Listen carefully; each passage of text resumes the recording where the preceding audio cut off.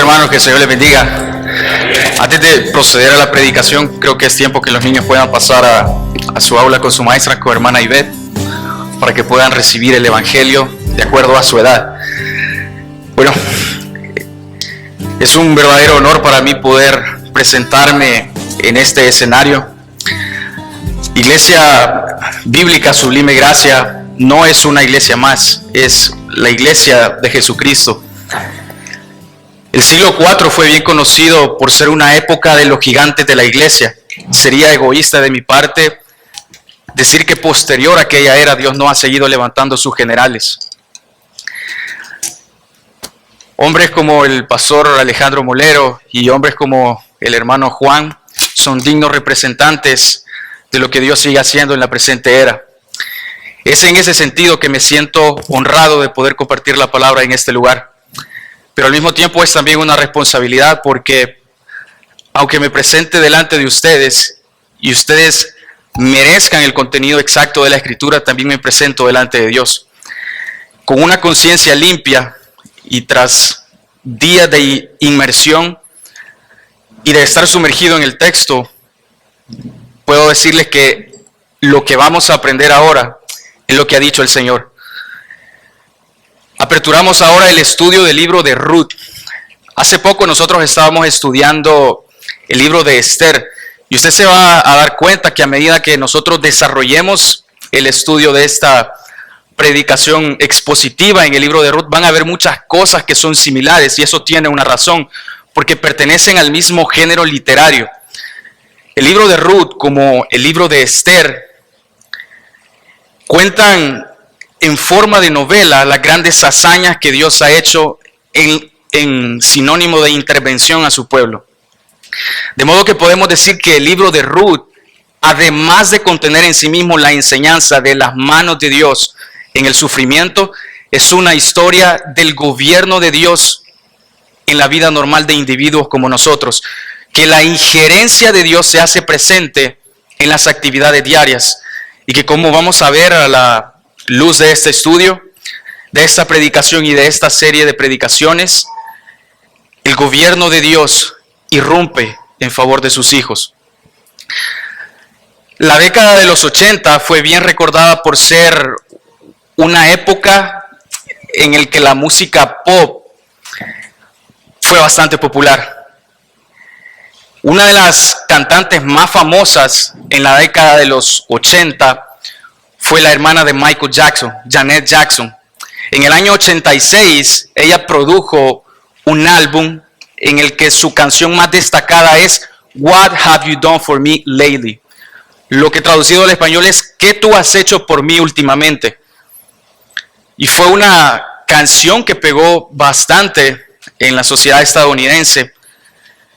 En esta canción ella presentaba una queja contra su expareja, diciéndole, ¿qué tú has hecho por mí últimamente? ¿Qué tú has hecho por mí últimamente?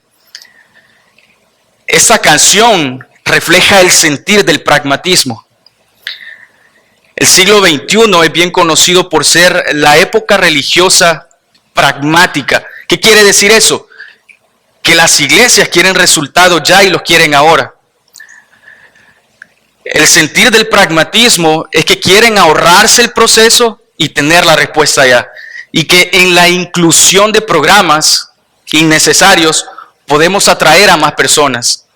No con la bandera necesariamente del Evangelio, sino con la bandera de programas innecesarios. Bueno, el título de esta canción refleja precisamente eso, el sentir del pragmatismo. Afuera hay muchas personas que todavía le dicen a Dios, ¿qué tú has hecho por mí últimamente? O lo que es peor, durante los procesos o crisis de la vida, ¿por qué me tienes en esta situación? Como si Dios fuera nuestro sirviente. Como si los procesos de la vida no fueran parte también del gobierno de Dios. Contrario a lo que el pragmatismo enseña, o lo que éste siente, a la luz de la Escritura nosotros vamos a ver de que estos procesos son necesarios y que el gobierno de Dios irrumpe a favor de sus hijos. No es qué tú has hecho por mí últimamente o por qué tú me has hecho sufrir últimamente. Como vamos a ver a continuación, la mano de Dios se manifiesta también en el sufrimiento. Va en muchos sentidos a destruir quizá nuestras expectativas del final o desenlace de un proceso y nos va a animar a confiar una vez más en la providencia de Dios, aun cuando no la veamos obrando. De esta historia y del estudio vamos a aprender que el sufrimiento es inherente a la existencia misma. Negar esto no solo es ingenuo, sino que también engañoso. Jesús en los evangelios preludia el escenario de un futuro angustioso. En el mundo tendréis aflicción, pero confiad, yo he vencido al mundo. Así que el sufrimiento debemos verlo como que es algo inherente a nuestra existencia misma, pero debemos definir lo que para nosotros es el sufrimiento. Para la mayoría, ni siquiera la muerte concreta y definitiva a la que nos dirigimos produce tanta crisis como la vaga e indefinida posibilidad de que perdamos la vida acostumbrada a la que todos nuestros días llevamos. Una crisis profunda nos devuelve a la realidad de cuán frágiles somos y de cuán quejumbrosos podemos ser si nos comparamos con nuestros hermanos en la historia bíblica o historia de la iglesia. De este modo, quiero hacerles la presentación del libro de Ruth diciéndoles que es una obra brillante, es una obra literaria brillante y teológica. En ella nosotros vamos a ver que se van a presentar las preguntas: ¿cómo debe reaccionar el pueblo de Dios ante la adversidad? ¿Está Dios involucrado en los sufrimientos de la vida diaria? ¿Puede alguien estropear la ejecución de sus planes? ¿Cómo Dios se manifiesta por medio de su providencia en los procesos difíciles de la vida? El propósito de las historias cortas en las Escrituras, como lo vamos a ver en el libro de Ruth, es enseñar y animar al pueblo de Dios de una forma amena. Vamos a ver acá, a lo largo de esta serie de predicaciones expositivas en el libro de Ruth, que la teoría de la redención hace su correcto ejercicio en este libro. En el Pentateuco se hace mención de la redención. Ese es el inicio de su teoría. Allí en donde nosotros vemos dentro de las leyes que se presentan que el pueblo de Israel estaba obligado, no necesariamente algo voluntario, estaba obligado a ofrecer ayuda al necesitado. Entre esas cosas estaba la redención, un concepto bíblico con el que nos vamos a comenzar a familiarizar. Bueno, el concepto de la teoría tiene su inicio en el Deuteronomio, pero el ejercicio de esa teoría tiene su práctica en el libro de Ruth. Acá nosotros vamos a ver qué es el corazón mismo de la historia del libro de Ruth, la redención. La redención consistía en que cuando el esposo de la familia moría, era el hermano o el pariente más cercano a la viuda el que debía hacerse cargo, no solo de la familia, sino también de un terreno. Bueno, a ese concepto de hacerse cargo de la familia y de pagar el terreno que podía ser perdido, es que se le llama redención. Y este es el corazón mismo del libro de Ruth. Así que esta anécdota va a tener por objetivo edificar e instruir. El hilo de su narración se va a centrar en la providencia de Dios en las personas. Esta historia se va a concentrar en la providencia de Dios y se espera que nosotros, sus lectores, nos sintamos parte de la trama y que en cierta manera nos identifiquemos con sus personajes. El gobierno de Dios regirá y presidirá los eventos que se van a desarrollar a continuación. En virtud de ello, le pido me acompañen su Biblia al primer capítulo del libro de Ruth. Primer capítulo del libro de Ruth, vamos a leer los versos del 1 hasta el 22. Dice la Escritura bajo el título Ruth y Noemí. En los días en que los jueces gobernaban en Israel, hubo mucha hambre en la tierra. Y un hombre de Belén de Judá emigró a los campos de Moab, junto con su mujer y sus 2 hijos. Este hombre se llamaba Elimelech y su mujer Noemí. Sus hijos se llamaban Malón y Quelión y habían nacido en Efrata de Belén de Judá. Cuando llegaron a los campos de Moab, se quedaron a vivir allí. Pero murió Elimelech, marido de Noemí, y ella se quedó sola con sus 2 hijos. Más tarde ellos se casaron con unas moabitas, una de las cuales se llamaba Orfa y la otra Ruth. Y se quedaron a vivir en Moab durante unos 10 años. Verso 5. Pero también murieron Malón y Quelión, y Noemí se quedó desamparada, sin marido ni hijos. Cuando Noemí se enteró de que el Señor había bendecido a su pueblo y que el hambre había terminado, decidió abandonar Moab junto con sus nueras. Las 3 mujeres salieron de donde habían vivido y emprendieron el camino de vuelta a la tierra de Judá. Pero Noemí les dijo a sus 2 nueras: es mejor que regresen a la casa de su madre, que el Señor las trate con misericordia, tal y como ustedes nos trataron a mis hijos y a mí. Que el Señor conceda allá reposo, cada una en casa de su propio marido. Luego las despidió con un beso, pero ellas se pusieron a llorar a voz en cuello y le dijeron: las dos no queremos ir contigo a tu pueblo. Pero Noemí respondió: regresen a su pueblo, hijas mías, no tiene caso que vengan conmigo, pues ya no tengo más hijos que puedan ser sus maridos. Váyanse, hijas mías, yo ya estoy vieja para tener marido. Y aun cuando abrigara esa esperanza y esta noche estuviera con un hombre y volviera a tener hijos, ¿habrían de quedarse ustedes sin casar por causa de ellos?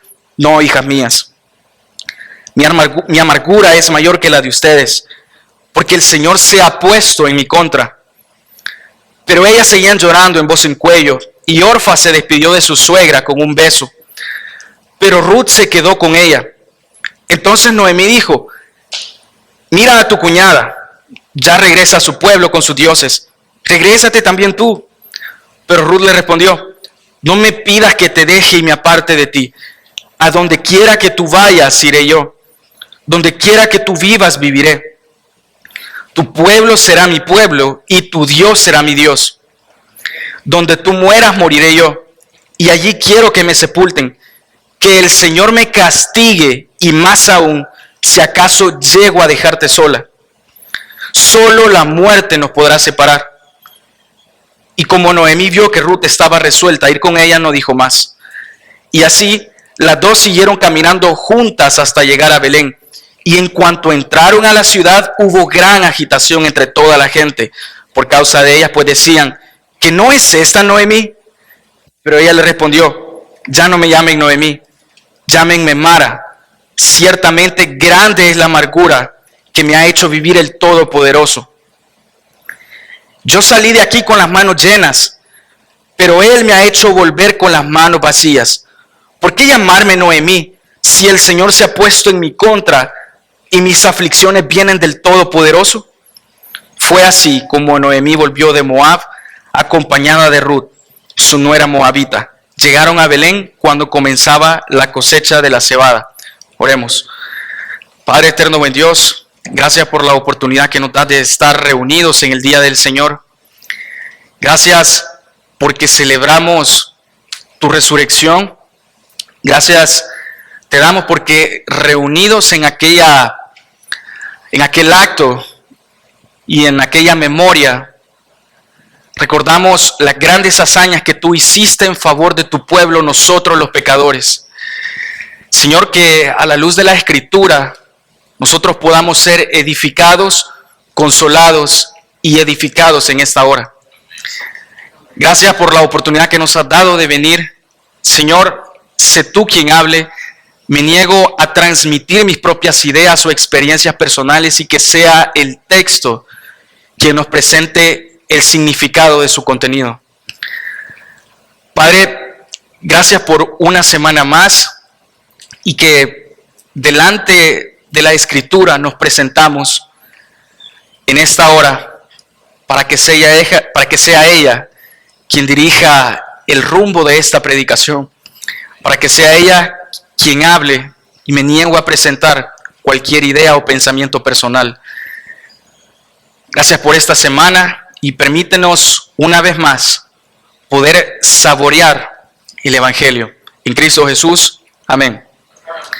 Aunque es tanto una historia o novela, el libro de Ruth, no he cumplido con el propósito final de esta exposición, sino he de presentar el Evangelio también, porque el Evangelio también se haya contenido en el libro de Ruth. La razón, además de conmemorar la obra de nuestro Señor Jesucristo hace 2000 años, es también promover el Evangelio. En razón de ello es que a continuación nosotros vamos a ver que el gobierno de Dios rige y preside los eventos. Cuando nosotros comenzamos a leer un libro, sea de la Biblia o no, debemos comenzar a familiarizarnos con los términos. ¿Se recuerdan cuando estábamos pequeños y nuestros padres nos contaban en la noche un cuento? Muchas veces esa narración de ese cuento podía ser la ocasión para tener pesadillas o bien para tener dulces sueños.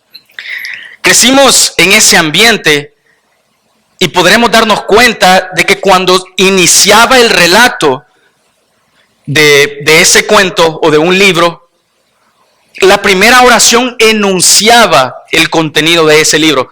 Por ejemplo, si el cuento se trataba acerca de una casa embrujada, uno podía tejer en su cabeza más o menos el argumento del autor.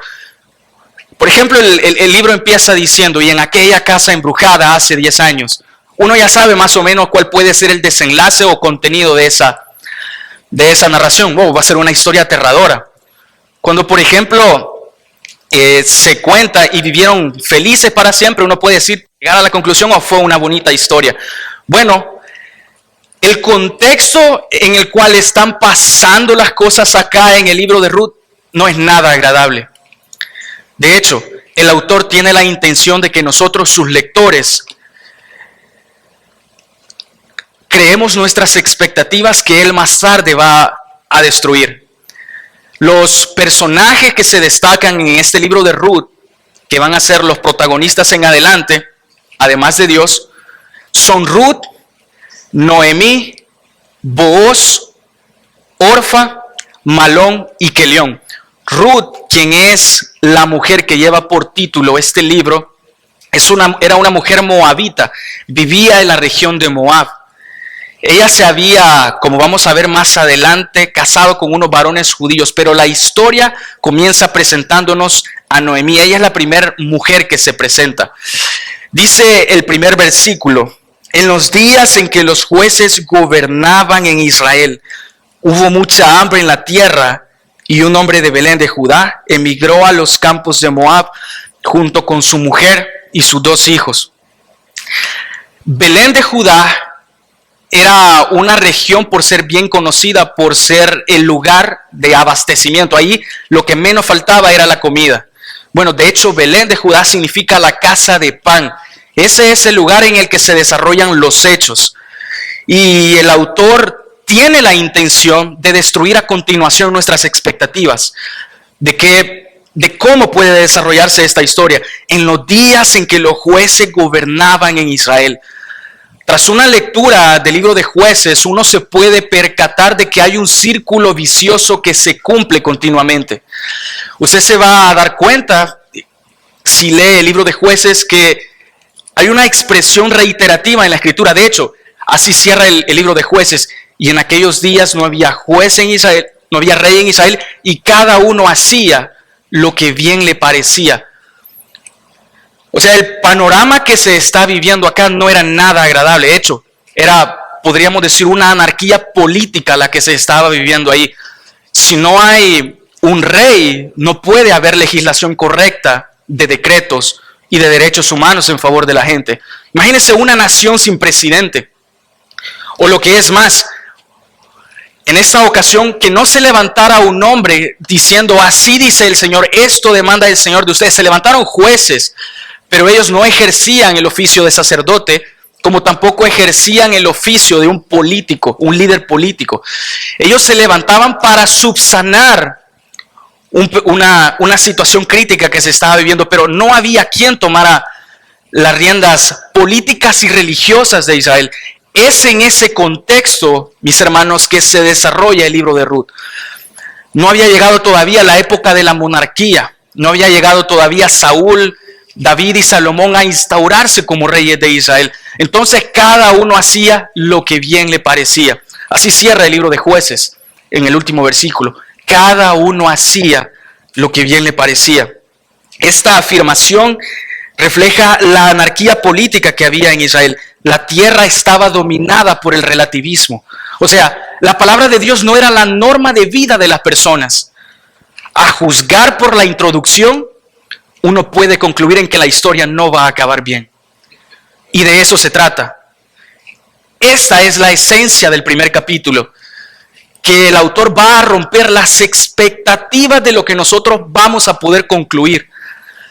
Si a juzgar por el primer versículo creen que todo va a acabar mal, Dios va, por medio de su gobierno, a transformar esa situación en favor de su pueblo. La historia se desarrolla en un tiempo de hambruna. En el Antiguo Testamento era bien conocido que cuando la escasez agrícola golpeaba la región, era consecuencia del pecado de Israel.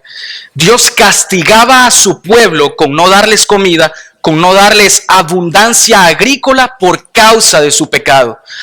Estas personas, además de estar pagando las consecuencias de una anarquía política, estaban pagando también las consecuencias de no ser obedientes a Dios. Y esta hambruna era una señal de descontento de Dios con un Israel infiel. Así que esta es la atmósfera que rodea la apertura del relato. Es esta la atmósfera. Es en este tiempo que se desarrolla no solo el primer capítulo, sino toda la extensión del libro de Ruth. En un momento difícil para el pueblo de Israel, no solo religioso, sino también político y agrícola. O sea, ¿qué puede esperar uno? El autor intencionalmente acá está preparando el escenario para el desarrollo de una serie de eventos consecuentes.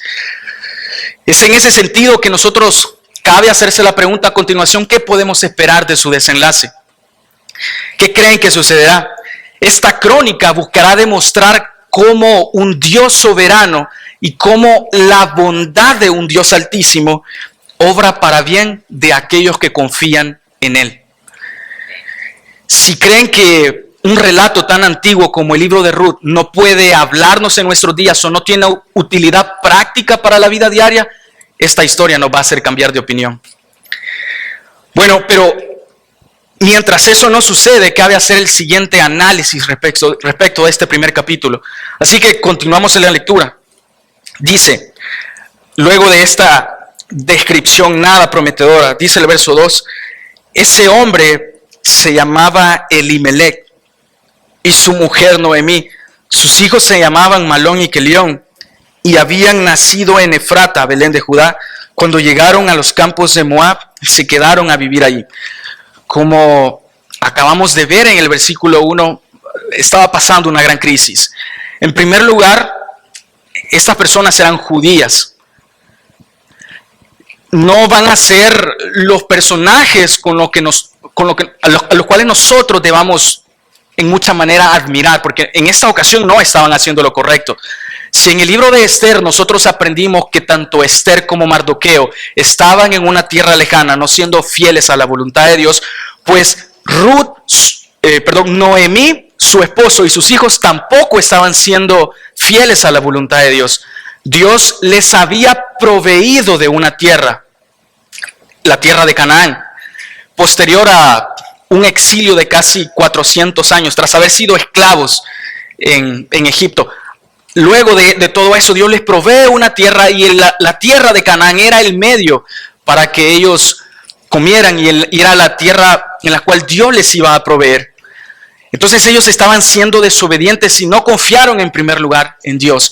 Ellos, en lugar de poner toda su confianza durante la crisis en Dios, buscan la salida más fácil y es irse a la tierra de Moab. Moab era en cierta manera una nación enemiga de Israel. los habitantes del pueblo de Moab eran descendientes de Lot. Ahora, imagínense la disputa social que se podía estar viviendo entre estos dos pueblos. El pueblo de Israel versus el pueblo pagano. O sea, la sola mezcla puede resultar en un desenlace desgarrador. Y estas personas que debían confiar en Dios en primer lugar durante la crisis, deciden buscar la salida más fácil e irse a los campos de Moab. Así que Moab es el escenario donde se desarrolla esta historia. Y el pueblo de Dios necesita entender de que hay consecuencias muchas veces que pagar por su pecado. Y lo que podemos ver en los primeros versículos es que la muerte del esposo de Noemí y sus hijos es producto de ello. Si era una misión difícil el ir a otra nación donde no adoraban al Dios de Israel, pues las consecuencias iban a ser la respuesta o resultado de ello. No tenían en primer lugar que irse a buscar la respuesta fuera del gobierno de Dios. Tenían que confiar en Dios durante la crisis. Y aunque los creyentes hemos sido libertados del pecado, todavía necesitamos entender de que hay consecuencias que pagar por nuestro pecado. Aquí ellos están pagando la consecuencia en primer lugar de su pecado. Y no solo eso, no solo se habían ido a una nación donde no se adoraba al Dios de Israel, sino que habían contraído nupcias, se habían casado con mujeres moabitas. En el antiguo, en el Pentateuco estaba prohibido de que los judíos se casaran con mujeres paganas, con parejas paganas, sea hombre, sea mujer. Estaba prohibido. Entonces estos matrimonios estaban en total contradicción con la voluntad de Dios. Habían contraído matrimonio con un pueblo que no destacaba la voluntad de Dios. Y estas actitudes fueron las que resultaron en pobreza, duelo y muerte. Tras ese escenario de tan solo los primeros 3 versículos, uno puede juzgar de que en el inicio de esta crisis no puede vislumbrarse el más mínimo indicio de que la historia vaya a acabar bien. Solo examinemos lo que ha pasado a 3 versículos de iniciar nuestra lectura. No creo que se vislumbre el panorama más prometedor al final. Si cortamos la historia acá, uno puede decir de que ha sido una vida llena de infortunios.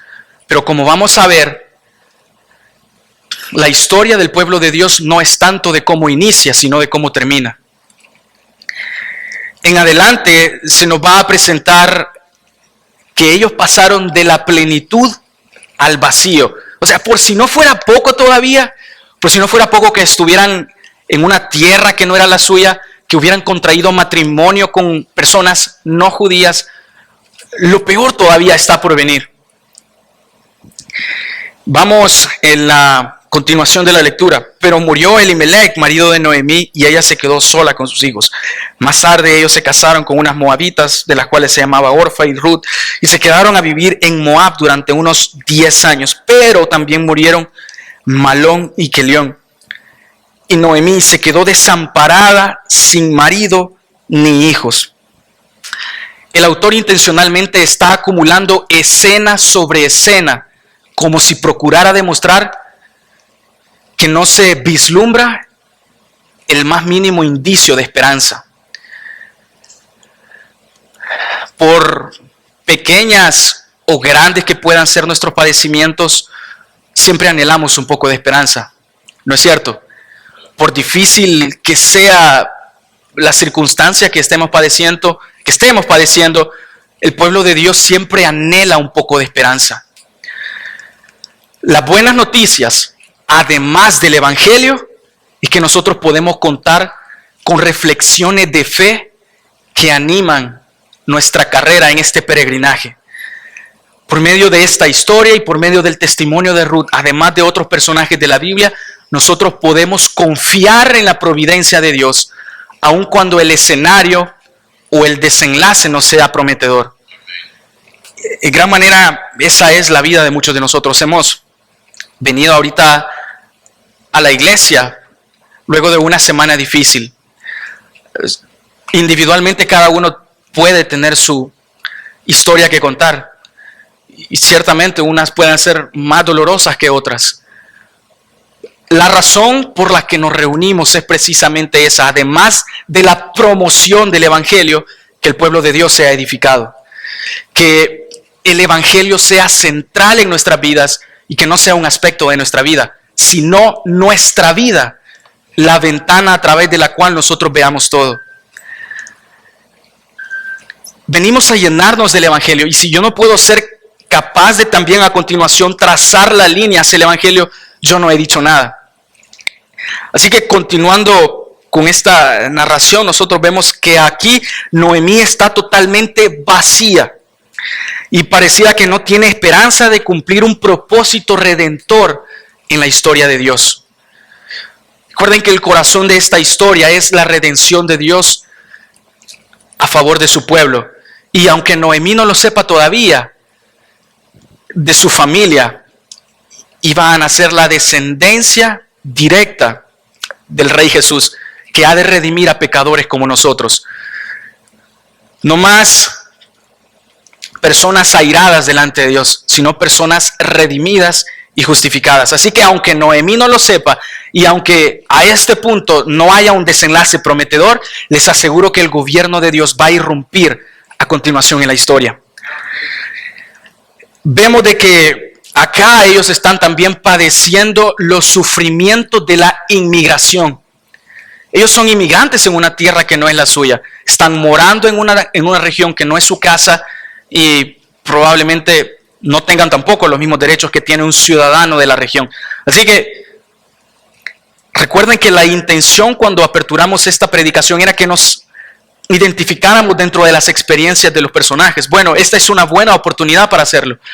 Que nosotros nos sintamos como parte de la trama y que aunque sea una historia distante, les aseguro que este primer capítulo nos va a hacer cambiar de opinión. Así que comencemos a familiarizarnos. Ellos están pasando lo que muchas veces nosotros también hemos pasado en esta región, porque somos inmigrantes. Y acá nosotros vemos de que aunque ellos no lo sepan, vendrá un día en que ellos han de volver a su nación. Bueno, Noemí ha de volver a su nación, ya no con su familia, pero sí ha de haber un día en que ella va a volver a su nación. Y mientras ese día todavía no llegue, durante la crisis debe confiar en que el gobierno de Dios también irrumpe en el área de inmigración. El gobierno de Dios es también parte de la inmigración. Los cristianos sabemos de que un día también viviremos en cuerpo y alma en otro lugar. Un país al que no teníamos derecho de entrada. Un país que va a superar las expectativas de nivel de vida que podamos estar viviendo acá. Y aunque todavía por el momento no parezca ser así, la promesa está plasmada en el corazón mismo de la Biblia. Mientras estemos en este peregrinaje, además de guardar la esperanza de que nuestra nación está en otro lugar, debemos de confiar en Dios mientras ese día llega. Hay una nota de esperanza. Al fin hay una nota de esperanza en el versículo 6.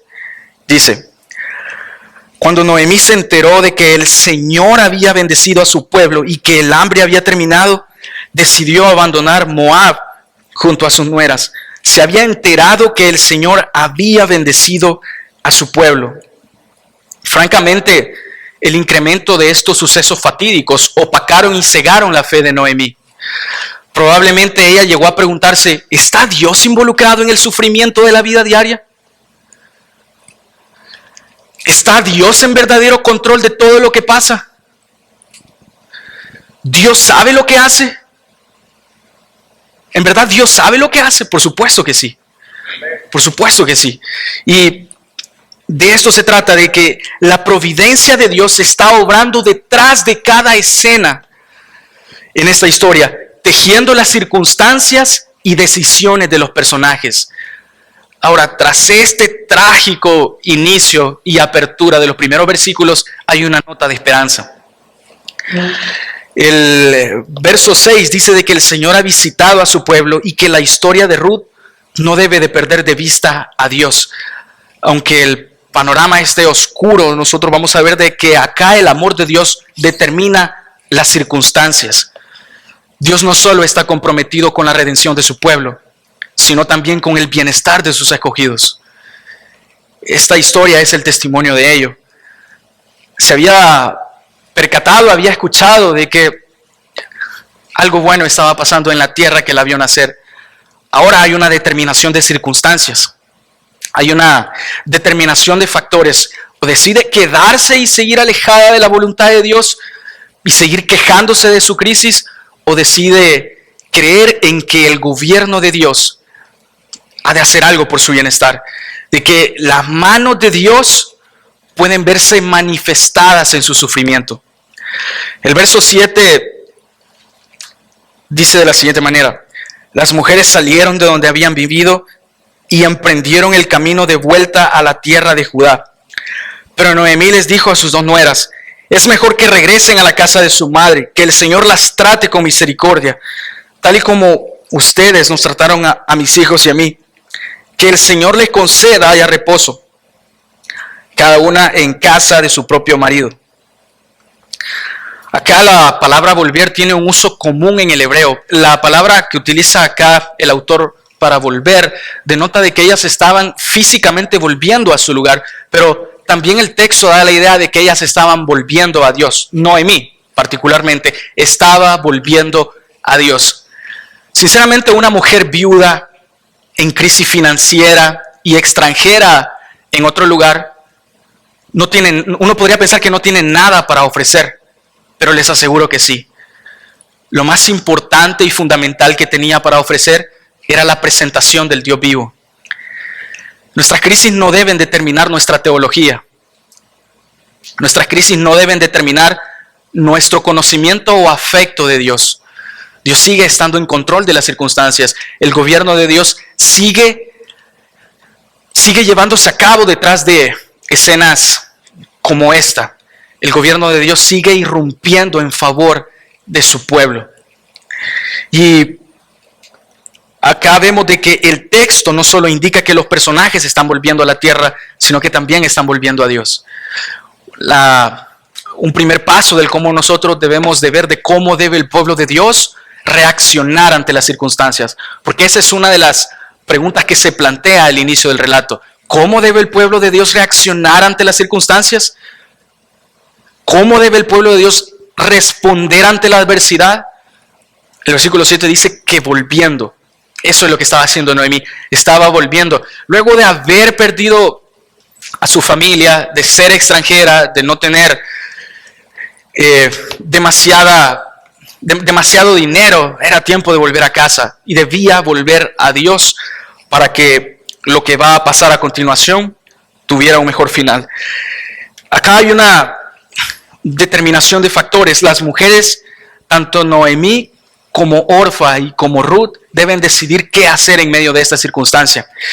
Y por una parte, Noemí puede decidir volver a casa sin sus nueras, y por el otro lado, Ruth y Orfa pueden decidir quedarse en la tierra que la vio nacer. Dicho sea de paso, Orfa significa obstinada, y su respuesta indica la acción que ella va a tomar a continuación. Ruth significa amiga. De hecho, la actitud que ella toma es precisamente en respuesta y honor al significado de su nombre. Bueno, se plantea la decisión: ¿quieren ustedes volver conmigo? Ellas no quieren volver, pero ¿quieren ustedes acompañarme a volver a mi tierra? Ellas eran de Moab, recuerden. Entonces ellas tenían la posibilidad de quedarse a seguir viviendo en esa tierra donde estaba su familia, estaba su trabajo, estaba su futuro, o decidían volver. No, ellas no podían volver, pero podían acompañar a Noemí a volver a Israel. La decisión era difícil porque podían quedarse a seguir alabando a sus dioses paganos, o podían ir en pos del único Dios verdadero. Y eso es lo que se presenta acá. Ellas deben decidir confiar en el Señor soberano de Israel o quedarse a seguir adorando a sus dioses. El amor de Noemí acá por sus nueras presenta el amor que también tiene Dios en medio de las circunstancias. Estas acciones dominan la escena de lo que nosotros estamos viendo acá. La decisión de Ruth y su voto irrevocable de fidelidad al pueblo de Noemí, al Dios, dicen mucho sobre el impacto de su carácter y de la influencia que tuvo Noemí. Porque aunque Noemí no tuviera nada para ofrecer, lo más valioso era la transmisión del conocimiento del Dios verdadero. Y eso fue lo que hizo Ruth, inspirada por aquella transmisión de conocimiento del Dios verdadero, decide seguirla. Por otro lado, Orfa, la obstinada, decide quedarse a seguir viviendo en la tierra de Moab. Lo que vemos acá, cuando Ruth dice, volveremos contigo, esta declaración es intensa, ya que marca la tensión del drama que se está viviendo aquí. Volveremos contigo. Mira el verso 9 y 10. Que el Señor le conceda hallar esposo, cada una en casa de su propio marido. Luego le despidió con un beso. Pero ellas se pusieron a llorar a voz en cuello y le dijeron, las dos nos queremos ir contigo a tu pueblo. Pero Noemí respondió, regresen a su pueblo, hijas mías, no tiene caso que vengan conmigo, pues ya no tengo más hijos que puedan ser sus maridos. Váyanse, hijas mías, yo estoy vieja para tener marido. Y aun cuando abrigara esa esperanza y esta noche estuviera con un hombre y volviera a tener hijos, ¿habrían de quedarse ustedes sin casar por causa de ellos? La tensión está planteada. Acá hay un intenso drama en las acciones de estas personas. Es intenso porque deben decidir o quedarse o ir en pos del único Dios verdadero. Deben decidir quedarse lamentando o confiar en el gobierno de Dios, que ha de hacer algo en favor de ellas. El verso 11 agrega, ¿acaso aún tengo hijos? Recuerde de que Noemí había perdido a sus 2 hijos. Era una mujer de avanzada edad. Físicamente ella no tenía la posibilidad de poder engendrar un hijo más. Genéticamente ella estaba imposibilitada para poder ver una acción así. Así que les dice a ellas, ¿por qué me quieren seguir? ¿Acaso tengo más hijos para ofrecerles? La idea de esta expresión indica en sí mismo la figura del matrimonio por levirato. La figura del matrimonio por levirato, mis hermanos, es una figura que se encuentra en el libro de Deuteronomio capítulo 25, para que usted lo lea en su casa. Entre el verso 5 y el 10 se expone la figura del matrimonio por levirato. ¿En qué consistía eso? Cuando una mujer perdía a su esposo, era el deber de su hermano, o sea, era el deber del hermano del fallecido, hacerse cargo de la familia y tomar como esposa a la ex esposa de su hermano. Debía hacerse cargo de esa mujer, pues su hermano había fallecido y también el esposo de esta mujer había fallecido. Así que el matrimonio por levirato no era más que hacerse cargo de la familia de la viuda. Eso lo hacía el familiar del fallecido. A eso se le conoce en la Biblia como el pariente redentor. La figura de hacerse cargo de la familia es el matrimonio por levirato, pero el sustantivo de esa acción es redentor. Así que el hermano de Malón y de Kelión debía hacerse cargo, pero el problema es que no habían hermanos. No tenían más hermanos, habían muerto Malón y Kelión, hijos de Noemí, y ellos no tenían hermanos para hacerse cargo de estas mujeres viudas. Así que, otra vez, parece que las cosas se están tornando un poco difíciles. Tras haber un vestigio de esperanza, parece que las cosas se estaban descomponiendo otra vez. O sea, podían seguirla, pero no tenían esposos que podían hacer cargo de ellas. Y esto es fascinante, porque desde los inicios en la Biblia se presenta que la mujer debe ser dependiente de su pareja. Ciertamente los individuos no fueron diseñados para quedarse toda la vida solos, o cuanto menos las mujeres fueron diseñadas para no depender de la ayuda de su esposo. Esto choca bastante con el movimiento del feminismo en la actualidad, que las mujeres se creen independientes y que no necesitan de la figura de un hombre. Bueno, contrario a lo que ese movimiento afirma, la Biblia dice que las mujeres sí necesitan de un hombre y que ese hombre debe hacerse también cargo del abastecimiento a su hogar debe hacerse cargo de proveer amor a la familia. Esas mujeres tenían claro eso, particularmente Noemí. Sabía de que alguien debía hacerse cargo de la vida de ellos, pero el problema es que no había nadie que podía tomar esa tarea.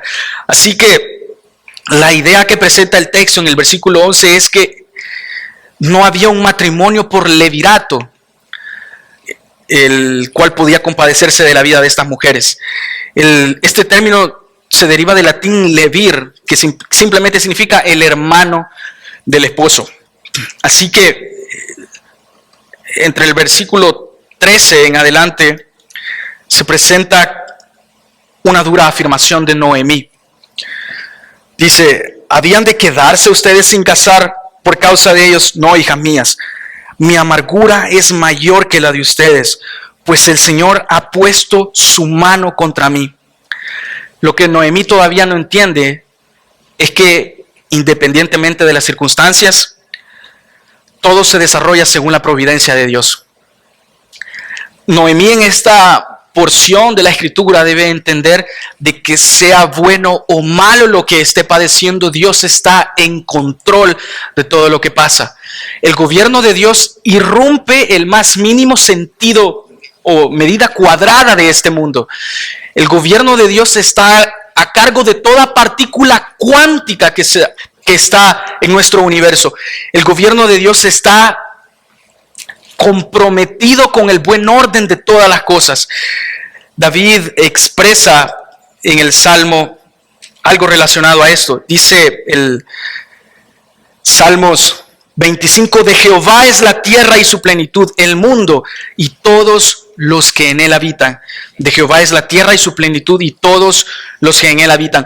Así que Noemí debe entender que sea bueno o malo lo que ella está pasando, Dios está a cargo, su gobierno está presidiendo también todos los actos que estas personas están enfrentando, todas las circunstancias que malas, buenas o no, ellas están padeciendo. Pero ella había olvidado esto, por eso dice, la mano del Señor se ha levantado contra mí. La invitación es la misma para nosotros, las circunstancias no deben definir nuestra teología. Las circunstancias no deben definir nuestra dependencia de Dios. Las circunstancias no deben definir de que Dios está también a cargo de los eventos que suceden a nuestro alrededor. El gobierno de Dios se hace presente en todo espacio de nuestra vida diaria, mis hermanos. La mano de Dios en el sufrimiento es efectiva para los que en Él confían. Lo que vamos a comenzar a ver ahorita en el desenlace es una serie de eventos que comienzan a cobrar sentido. En el recuento de los daños, ya uno puede llegar a hacerse una idea de que Dios está comenzando a obrar en favor de su pueblo. Y que, como vamos a ver en nuestra conclusión, Dios trabaja tras bastidores. Y que la respuesta de Dios muchas veces en la crisis se hace efectiva tras bastidores. Continuando con la lectura, dice el verso 14.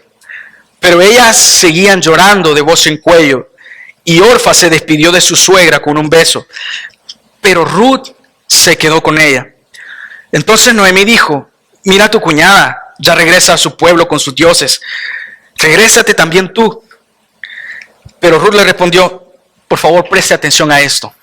Este es el corazón mismo del primer capítulo. No me pidas que te deje y me aparte de ti. A donde quiera que vayas iré. Donde quiera que tú vivas, viviré. Tu pueblo será mi pueblo y tu Dios será mi Dios. Donde tú mueras, moriré yo. Y allí quiero que me sepulten. Que el Señor me castigue y más aún, si acaso llego a dejarte sola. Solo la muerte nos podrá separar.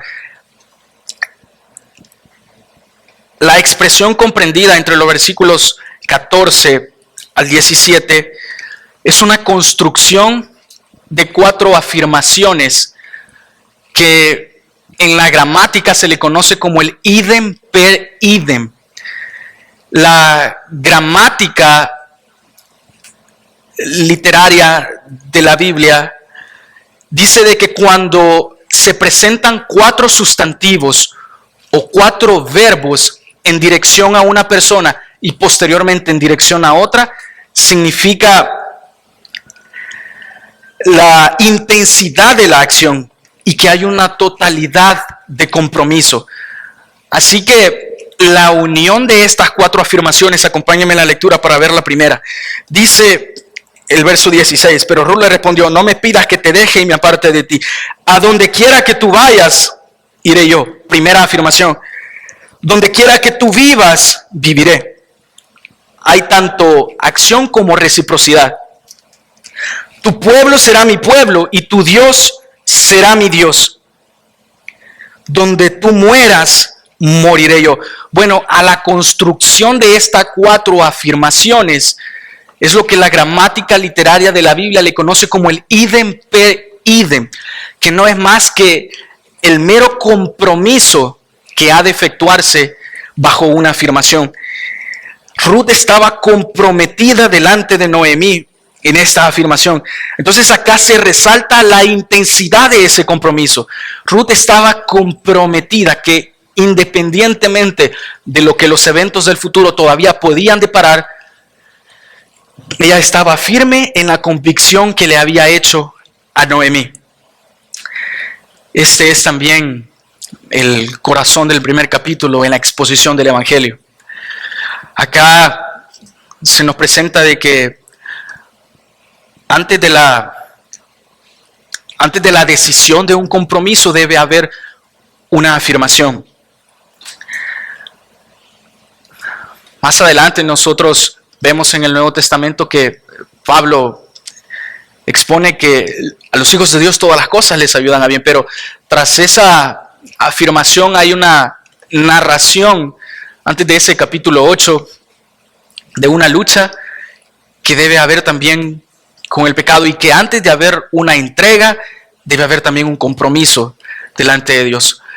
Y que aunque Dios ponga tanto querer como hacer y aunque Dios obre en fe y arrepentimiento, hay un compromiso delante de Dios para presentar nuestras vidas y que conforme a esa salvación el ritmo de nuestras vidas sea distinto. Este es el corazón mismo del Evangelio en estos versículos. Ruth hace un compromiso con Noemí. Este compromiso es el que resalta en una intensidad de la acción. Del mismo modo, nosotros hay un compromiso que debemos de hacer, aunque las circunstancias sean difíciles, ir en pos de aquel que tiene la única respuesta, ir en pos de aquel que tiene la única promesa segura de salvación. Hay salvación fuera de la iglesia, pero no hay salvación fuera de Cristo. Hay salvación fuera de una denominación, pero no hay salvación fuera de Cristo. El compromiso desde los inicios para la salvación ha estado siempre plasmado en la inspiración divina. Entonces acá se presenta la intensidad de un compromiso que ha de significar nuestro compromiso de seguir a Dios, el único Dios verdadero, en medio de nuestras crisis. Ahora, luego de haber pasado de la plenitud al vacío, la conclusión de este primer capítulo es del vacío a la plenitud. Luego de haber dudado muchas veces de la providencia divina, el autor concluye el desenlace de este primer capítulo entre el verso 19 y el verso 20, diciendo de la siguiente manera. Y así las dos siguieron caminando juntas hasta llegar a Belén. Y en cuanto entraron a la ciudad, hubo gran agitación entre toda la gente por causa de ellas. Pues decían, ¿que no es esta Noemí?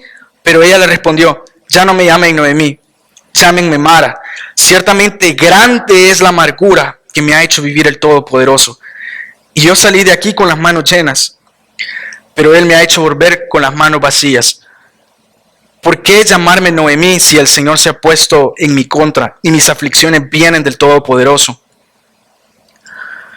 Fue así como Noemí volvió de Moab, acompañada de Ruth, su nuera moabita. Llegaron a Belén cuando comenzaba la cosecha de la cebada. Cuando comenzó la cosecha de la cebada. Ahora, debemos hacer la pregunta más razonable luego de haber leído esto.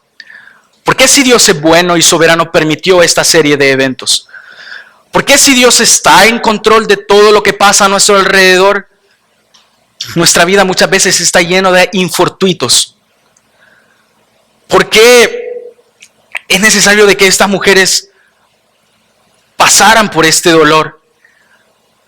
¿Por qué en la vida diaria, mis hermanos, si Dios está en control, tendemos a pensar de que algo ha pasado en su control y que algo se ha salido fuera de su soberanía? ¿Por qué Dios permite estas cosas? ¿En verdad está Dios en control de todo lo que pasa? No me malentienda, por supuesto que sí. Y esta es la intención del autor, este es el contenido, esta es la esencia del primer relato, que nosotros sus lectores planteamos la pregunta más razonable y humana que pueda haber. ¿Está Dios en control de todo lo que pasa? Ciertamente sí. Y si sí, ¿por qué lo permite? Bueno, la conclusión de esto, de este primer capítulo, es lo que nos va a llevar a nuestra primera aplicación. El dolor es el medio para la ejecución de un propósito mayor. Muchas veces, el dolor es el medio para la ejecución de un propósito mayor. Aunque no sea la enseñanza de este día, en adelante nosotros vamos a ver de que el corazón de esta historia es la redención. Ojalá Noemí pudiera ver cómo termina esta historia. Ojalá Noemí en este primer capítulo pudiera ver lo que los eventos del gobierno de Dios han de deparar en el futuro. Ojalá usted, hermano, también pueda ver en esta mañana que el gobierno de Dios está en control de su situación y que lo que nosotros pasamos es el medio para la ejecución de un propósito mayor. En el caso de Ruth, para la redención, para la figura de la redención que ha de ser la prefigura de lo que ha de pasar en el Nuevo Testamento. En el caso de nosotros, como vimos la semana pasada, para la gloria de Dios y el progreso del Evangelio. Si nos deleitamos para la gloria de Dios, también hemos de pasar circunstancias difíciles para la gloria de Dios. Todo lo que nosotros pasamos es para la gloria de Dios y el progreso del Evangelio. La promoción de su reino, que ha irrumpido en la trascendencia de nuestros días. El Dios de la historia sigue interviniendo en la historia y que está comprometido no solo con la redención de su pueblo, sino también con el bienestar de sus escogidos. Y en segundo lugar, de que por medio de esta historia hemos visto de que el dolor es el medio para la ejecución de un propósito mayor, hemos también de exponer que Dios está en control de todo. Y esa es la conclusión más lógica de todo lo que está pasando. Este libro es tanto un relato acerca del gobierno de Dios sobre los eventos de la vida de las personas, como la interrupción de Dios en la vida de los seres humanos. La narrativa de estos eventos mundanos en la vida de las personas muy comunes han sido puestas en contraste de una economía divina más amplia. Sus presupuestos humanos están en control de la gerencia divina. Todo lo que a nuestro alrededor pase, podemos estar confiados que ha estado en control de Dios. La imagen que se colgó en Facebook es precisamente de un hombre que está orquestando a un grupo musical. Esa es la imagen que, la iglesia ha presentado respecto del estudio del libro de Ruth, porque Dios continuamente en la vida de las personas está orquestando todos los eventos que a nuestro alrededor pasan, que todas las cosas ayudan a nuestro bien, que Dios está en control, que el gobierno de Dios se hace manifiesto en las circunstancias difíciles, se hace presente en la inmigración, se hace presente en la escasez financiera, en los infortunios de la vida diaria. No hay centímetro cuadrado que no esté gobernado por la gerencia de Dios. No hay partícula cuántica del universo que no esté también ejecutada por la intervención de Dios. Y eso me lleva a la última aplicación de este sermón. El trabajo de Dios es tras bastidores. En esta historia no podemos ver directamente de que Dios está obrando, que Dios presentó a un profeta para hablarle a la vida de Noemí o a la vida de Ruth y de sus familiares. De este pasaje nosotros tampoco podemos ver de que se levantó alguien diciendo, así dice el Señor, hagan esto. Esta guía no vino mediante sueños. La respuesta de Dios al desenlace de este primer capítulo no vino mediante visiones, no vino por medio de apariciones angelicales, vino únicamente por la manifestación de su providencia divina. Por eso es importante que destaquemos la última porción del versículo 22. Regresaron al comienzo de la cosecha de la cebada. No era un momento aleatorio en el que ellos estaban volviendo. Había pasado un poco más de una década que Noemí estaba volviendo a casa. Ahora también la estaba acompañando Ruth. Las personas no podían reconocer quién era Noemí a causa de su padecimiento, a causa de su dolor. Por eso decide cambiarse el nombre. Noemí, que significaba dulce, ahora quiere ser nombrada Mara, que significa amarga, porque el Señor ha puesto su mano contra ella. Y ellas estaban volviendo en un tiempo propicio para la abundancia agrícola. Recuerda que aperturamos el inicio de este relato en un tiempo de hambruna. Recuerda que las líneas del autor estaban diciendo que en aquellos días no había quien gobernaba a Israel y que había un tiempo de hambre. Bueno, ahora Noemí estaba volviendo posterior a una década, un poco más después, en un tiempo propicio, en el tiempo de la cosecha de la cebada. Antiguamente, los calendarios antiguos asociaban la cosecha con el calendario. Ellas estaban volviendo en el tiempo de la cosecha de la cebada. Estaban volviendo en el tiempo de la abundancia fructífera. Se fueron de un lugar sin nada y aunque estaban volviendo con nada, los eventos a desarrollarse no han de ser los mismos. Acá vemos de que era un tiempo en el que el favor de Dios es manifiesto. Era un tiempo de regresar a casa en el que iba a ser de fructífera restauración para Noemí. Estaba volviendo en un tiempo propicio. Y aunque a juzgar por la introducción no se vislumbraba el más mínimo vestigio de esperanza, la historia no es de cómo inicia, sino de cómo termina. Cuando parece que Dios está ausente, cuando su pueblo se encuentra en tribulación, y aun cuando los suyos son infieles a su voluntad, ¿significa esto que Dios ha terminado con sus hijos? ¿Ha Dios abandonado sus promesas? La respuesta es que no. Esta historia nos invita a ver que Dios puede trabajar en el desorden y la ambigüedad moral de la historia humana. Esta historia, como otras, nos invita a ver que puede ser que nuestras vidas estén llenas de giros inesperados, pero no somos producto del destino. Nuestras vidas están orquestadas en manos del gobierno de Dios. Y a medida que apreciemos la constante preocupación de Dios por nosotros, aumentará nuestra confianza hacia Él. La mano de Dios en medio del sufrimiento es propicia para todos los que en Él confían. Así que cuando parece que Dios está ausente, no llegue a concluir de que Él ha terminado con su pueblo o que Él ha abandonado sus promesas. Si está comprometido con la redención de su pueblo, está comprometido con el bienestar de sus escogidos. Cierro diciendo con lo expuesto por Salomón en el libro de Eclesiastés al escribir: el fin de todo el discurso oído es este: teme a Dios y guarda sus mandamientos, porque esto es el todo del hombre. Oremos. Padre eterno en Dios, gracias te damos por la oportunidad que nos has dado de estar acá. Gracias porque en este día hemos podido contemplar la ejecución de tus planes tras bastidores.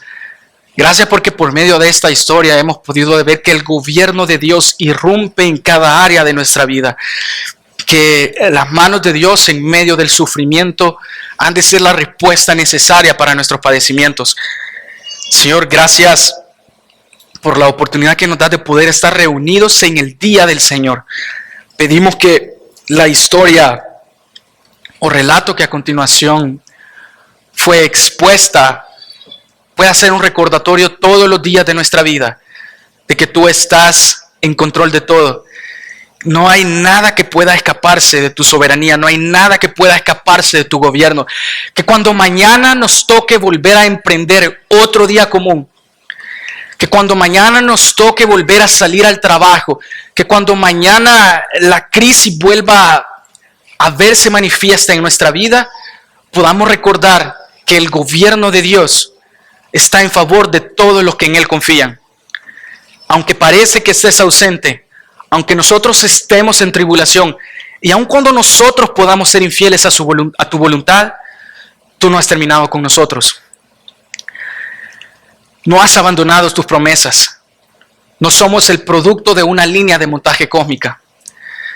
Gracias porque nuestras manos porque tus manos están en perfecto control de nuestra vida.